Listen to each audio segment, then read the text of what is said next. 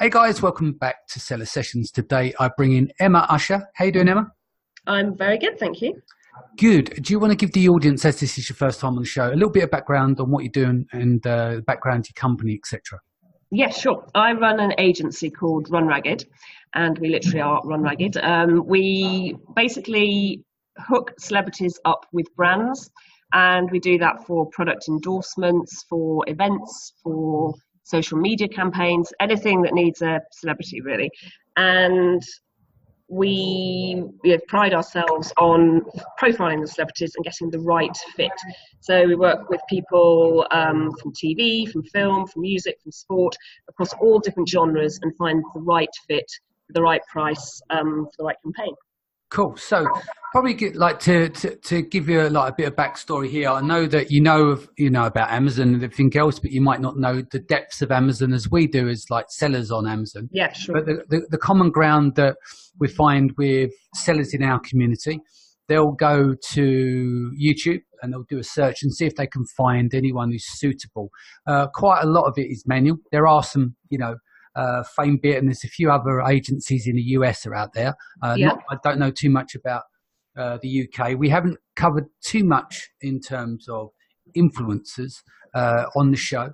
But what we have covered is, people go onto YouTube or they'll go on to another example. They'll look through Facebook and Instagram and try and find someone who's closest possible to their product, looking at some kind of endorsement, generally an unboxing if it's a video, that tends to work quite well. But we do have this issue as well, is can we identify these people correctly? Are they a good fit? Is it just loads of bots? I mean, there's tools and stuff out there, but it's laborious work to get done. It's when you get it right. So that's from our side of things. But I'm keen to listen from your world as well, because you're not just doing internet celebrities. You do your A celebrities, what you see on TV and who are on radio, and not just like social media celebrities. So talk to me about one thing we were chatting about off call, which is kind of interesting, the depths that you go to with reputation management. Give me some examples there. Yeah, I mean, it is a minefield out there, really. I mean, first, if you start with social media influencers, there are so many of them, so many different levels. There's microinfluencers, macroinfluencers. There's a lot of stuff going on online. And I think that the biggest problem is people can search for people and find something they think's a good fit, but there's a lot more depth to it, really. And we go into it in a lot more depth. So we would look at somebody and we'd look at the look and feel of their feed, but we'd go back quite a long way to make sure that the sort of things they're posting about and the sort of message and voice that they have actually fits with the brand.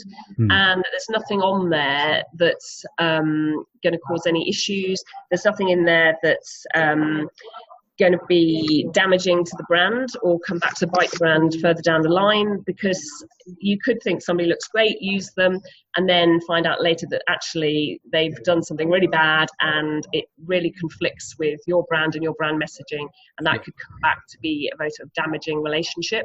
So we do due diligence on everybody that we work with, and due diligence would be looking from sort of back on their feed quite a long way. If there's any words that they've used that aren't good words to have used, if they've talked about something in a negative way, if they've worked with a rival brand and said this is the best brand ever, and then you're a week later getting them to do your brand, things like that can mean that you lose the authenticity of the relationship, because it just looks like they're just being paid or just being gifted and saying that they love that brand, they love this brand.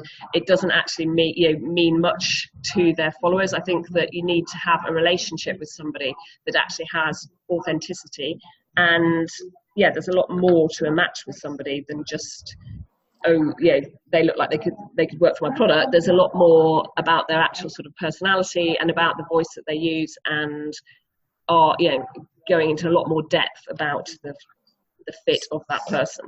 So, and with celebrities is easier in a way because they're out there, aren't they? You can look in the press and see if what they've been up to, but we look back over years. So for instance, if we're working with a car brand, we wouldn't work with somebody who had 10 years ago been convicted of drink driving.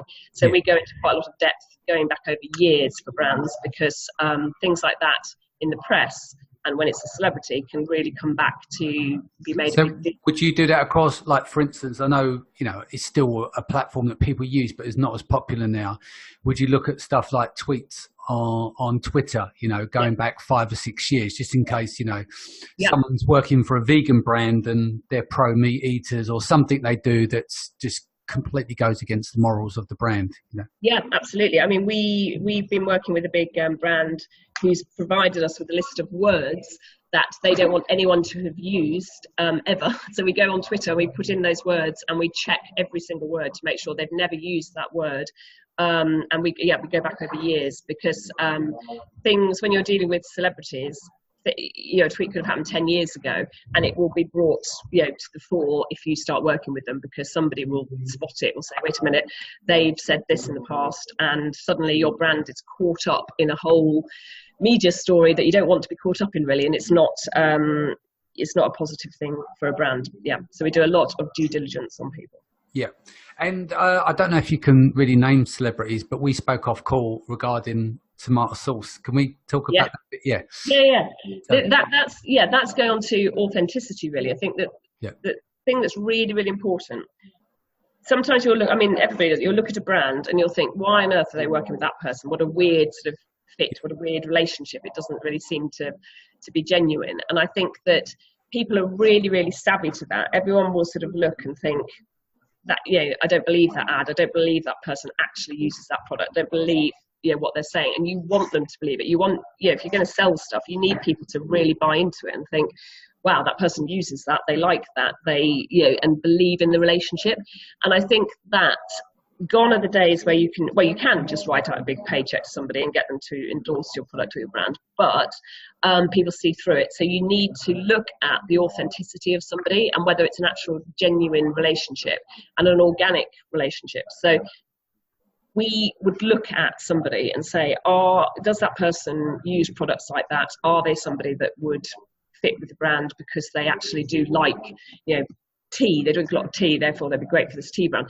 But Ed Sheeran is a huge Heinz ketchup fan, and he genuinely is. He loves Heinz ketchup.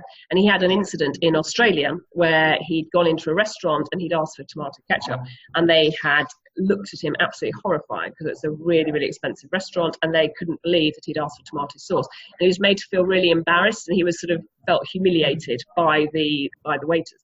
So he had posted quite a bit about tomato ketchup organically. So he wasn't paid by the brand to do that. He was just genuinely posting about his love for ketchup. He's even got a Heinz tomato ketchup bottle tattoo. So, I mean, he's very invested in the brand. He loves the product.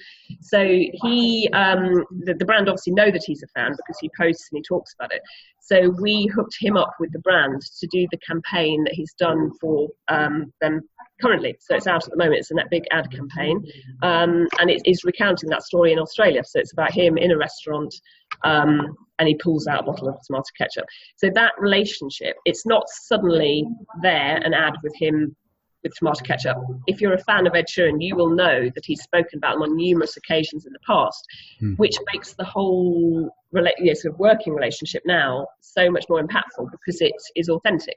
It's not like, wow, how random is that? You've suddenly got Ed Sheeran talking about tomato ketchup. People know he's got the tattoo. They know he loves the brand, so it makes sense. It's not a sort of it's not going to come as a surprise to anybody, but it's really cementing that relationship with the brand and with him, and the brand are able to harness his followers, his huge following, and really make the most out of that with the ad and social posts and everything that he's doing for them. So he's been teasing the ad coming out, and none of it looks out of place because he has that sort of love for the brand. Yeah.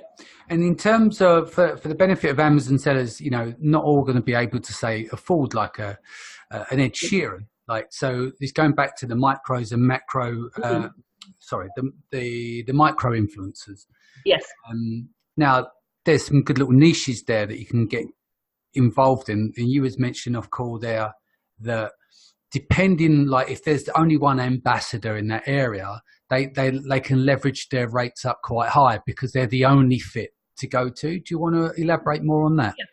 Yeah, I think that what people need to understand is that there isn't a set fee for people. There isn't like a rate card. You can't go to them and say, how much do you charge for this? It does vary.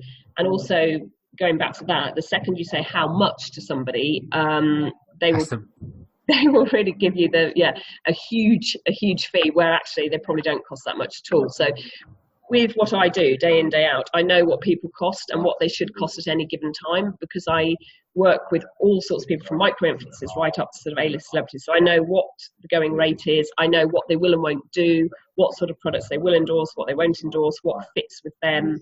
And the whole fee charging can be affected by what else that person has got on at that time. So if they're particularly popular at that moment, like for instance, to use an example, when people come out of the Love Island house, they are really popular at that moment, but that dwindles away, and so they won't hold the same fee a year later. They're popular for a little window and then it sort of fades away. Some of them go on to bigger and better things, and yes, their fees then go up, but you have to look at somebody's current sort of market value as to what they're doing at that time, what makes them popular.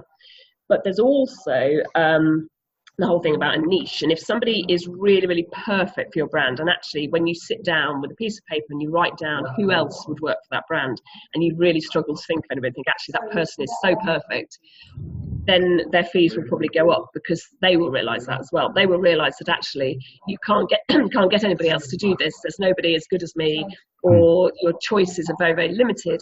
Therefore, because they are perfect and a good fit, they will probably come at a higher fee. They might have relatively low following, but if all of those followers only follow them for that specific reason, that makes them more valuable than somebody with 1 million followers who follow them just because and aren't actually that invested in what they've got to say.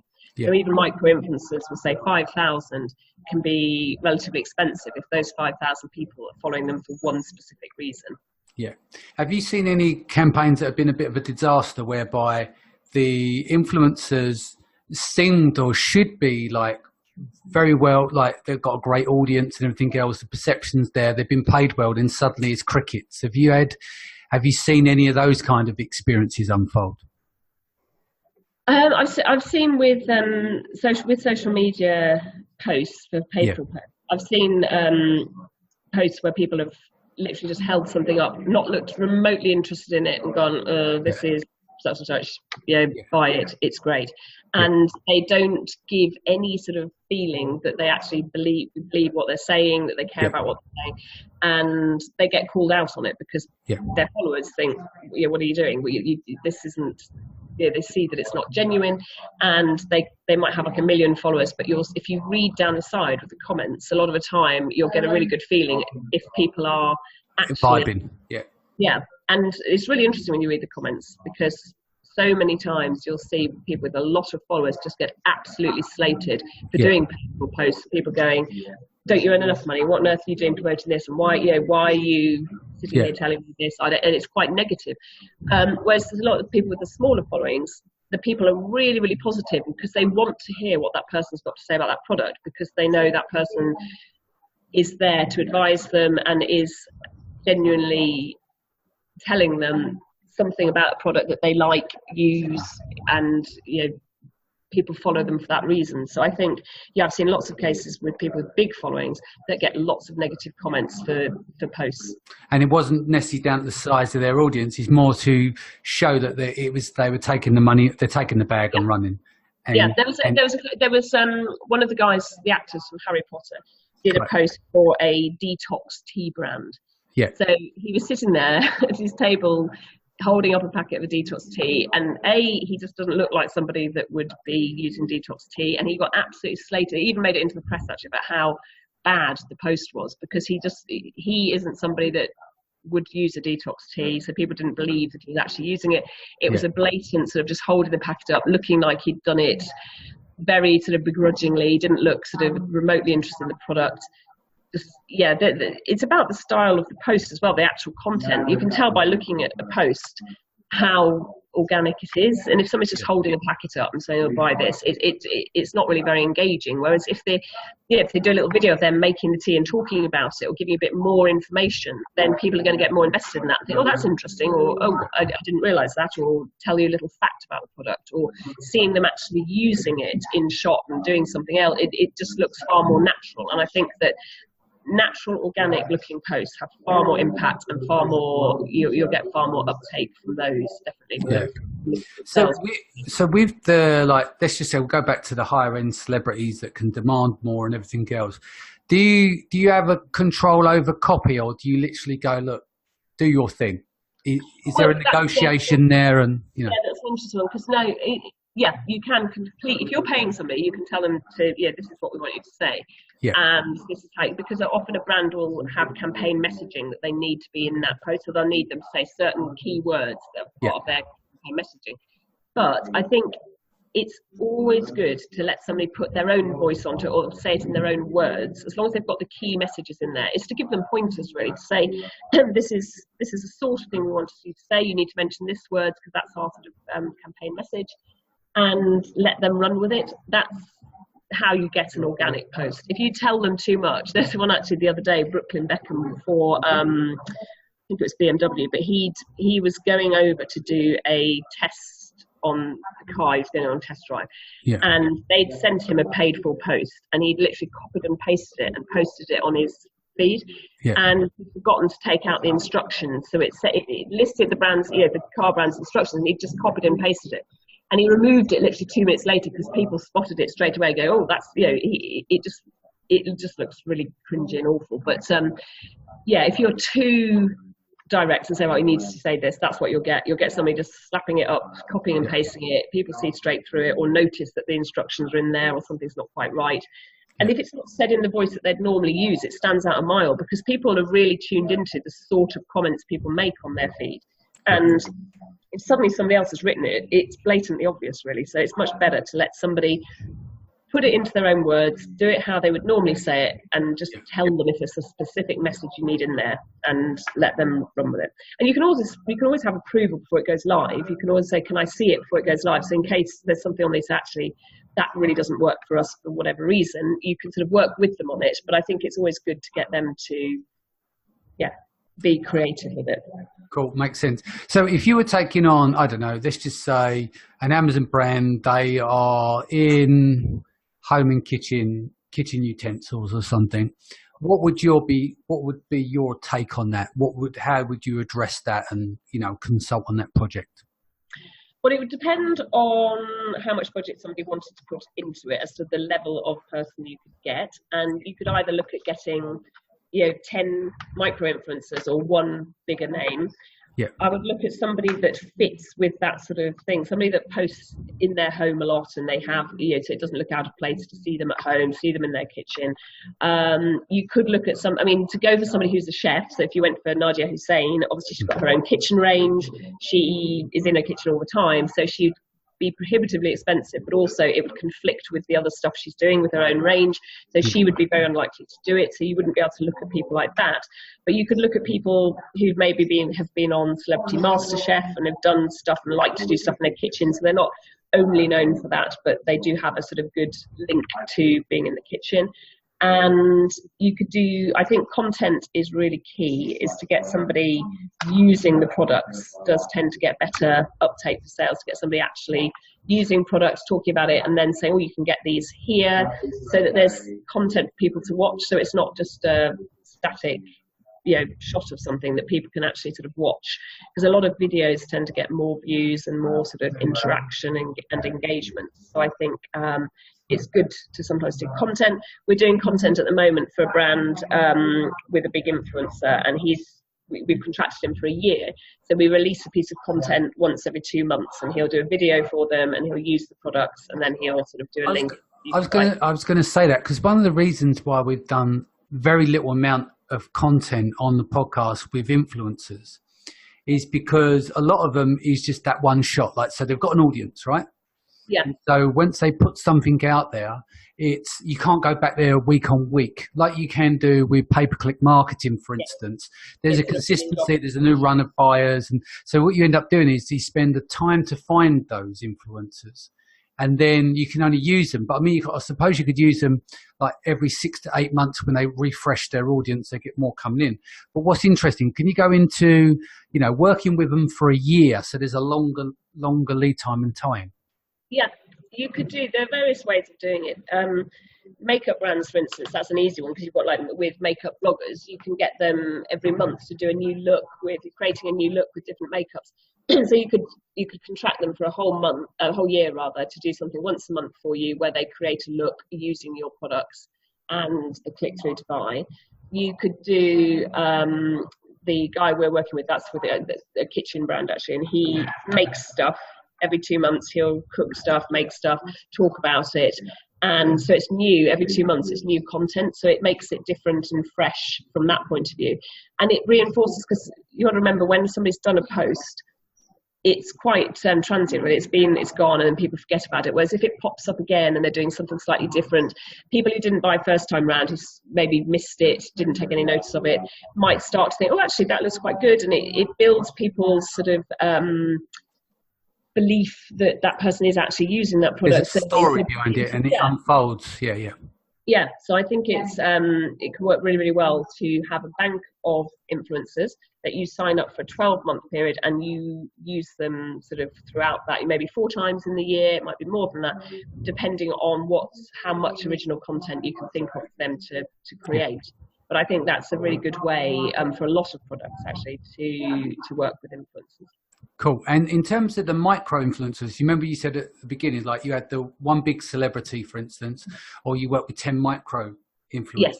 Yeah. How would you put something like that together? Because obviously that's quite difficult for anyone, like for me or anyone, to go, right, I need to find 10 people in my niche and they're going to be worthwhile. Obviously you've got an agency, so you've got them under the banner, or you've worked with them from other projects before.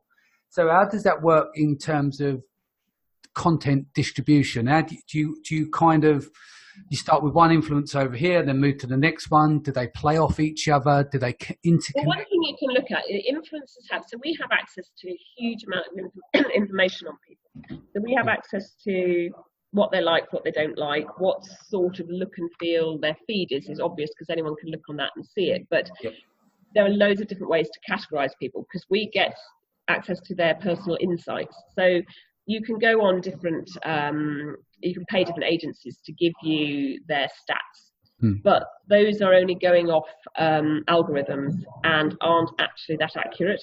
So if you look at those agencies and the stats they give you, often a group of people all have very similar stats because it's all just done off an algorithm. It's not actually really sort of honed into that particular person. So we get the stats direct from their posts, from their feed. They give us access to that so that we can see not only what the breakdown of their audience is, so ratio male, female, what sort of age group, age range tend to follow them.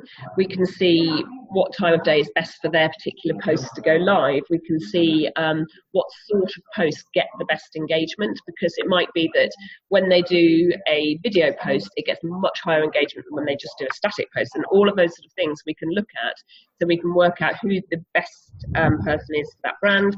And then we can also, if we say getting 10 micro influencers, we could look and say, right, okay, we're going to get 10 micro influencers, all with a different audience. Because what you can end up doing is you could get 10 micro influencers, you could pay them all, you could get them doing content for you, and actually you're talking to the same audience because all of those 10 people have got practically the same followers. So you divide it up, you can get people from slightly different genres with different followers, so that you're speaking to 10 people with 10 very different audiences, all of which work for your brand, but you're not just talking to the same group of people. For instance, it's interesting if you've got 10 point of views, 10 different touch points, because in terms of when you're buying products online and shopping, I think it's between 6 or 7 touch points before someone makes a purchase.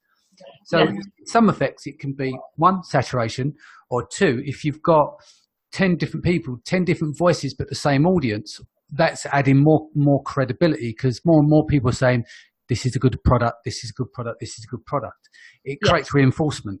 Is another way, isn't it? So you can look at I'd never suggest having just one person in each genre, but I think it's very good to sort of spread out over different genres sometimes, to have different audiences there. But you could have 5 maybe that speak to that audience, just to reinforce it. But I think that sometimes people think they're reaching a bigger audience, you see what I mean, by using 10 micro-influencers. It's the same. Actually, they don't realise that they're talking to the same people, but we can tell who those people are that they're talking to, so we can tell what area they live in. So if you're wanting to focus on the north, for instance, we can tell who's got the most influence up in the north. And if you're London centric and you want to concentrate on London, we can sort of tell who's got the biggest sort of London audiences.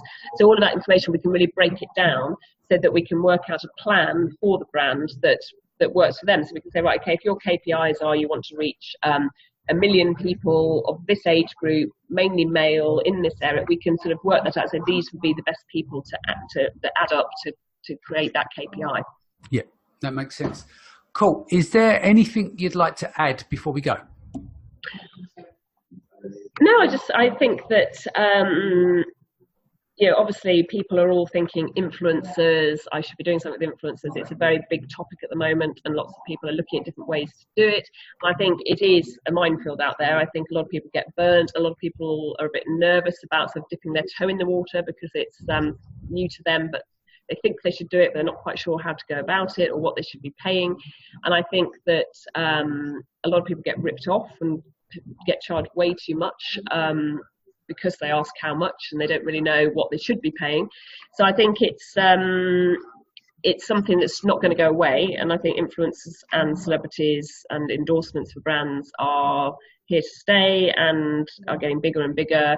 The choice of people you can use, the different variations, the different sort of combinations, the different things you can do with people, it's really exciting. There are loads of exciting things you can do, from celebrity collaborations or influencer collaborations to competitions you can run with people. And it's just a different way of marketing, and it's a very important way of marketing. And I think that it's something I haven't seen a lot of on Amazon, but I think it's something that will definitely be coming soon. Sounds good. What is the best way for people to reach you? Email, website, etc.?